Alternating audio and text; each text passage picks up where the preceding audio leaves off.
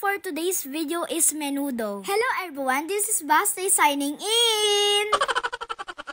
Makain na pala ako dyan ng lunch kasi 12 na. Si mami pa lang magluluto ng menudo. Ayan na, bubuksan niya na yung stove. Tapos maglalagay na din siya ng baby oil.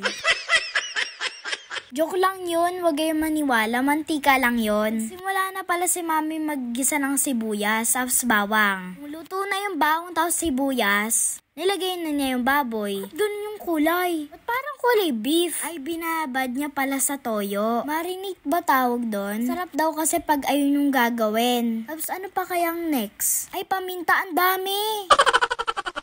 Tapos nimekos-mekos na ni mami.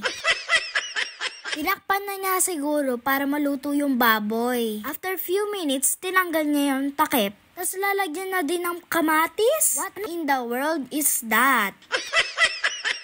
Tapos nilagyan niya din ng carrots sa patatas. Tapos mekos-mekos ulit. Ganon. Parang special yung niluluto ni mami ngayon, no? Nilagyan niya din ng bell pepper. Teka, ano to? Sunmade? Teka, ano naman kaya yan? Ay, raisins. Para mas masarap yung menudo. Alam niyo ba, si mami magaling magluto? Tapos lahat ng luto ni mami, favorite ni daddy. Kaya pa nagluluto si mami, hindi nauubos ni daddy yung ulam. Gusto pa ni daddy ulaman ulit. Kasi nga guys, masarap siya. Si daddy tapos ako, pareho. Parehong gusto namin ni daddy ang luto ni mami. Kami nilagay siyang kulay pula. Tomato sauce or ketchup?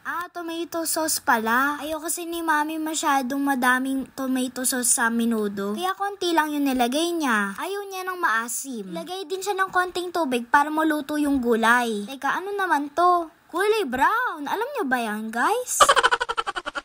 Wait, reno pala tawag dyan. Para lalong sumarap yung menudo. Kayo guys, naglalagay din kayo nun? O yan na naman, mekos-mekos na naman.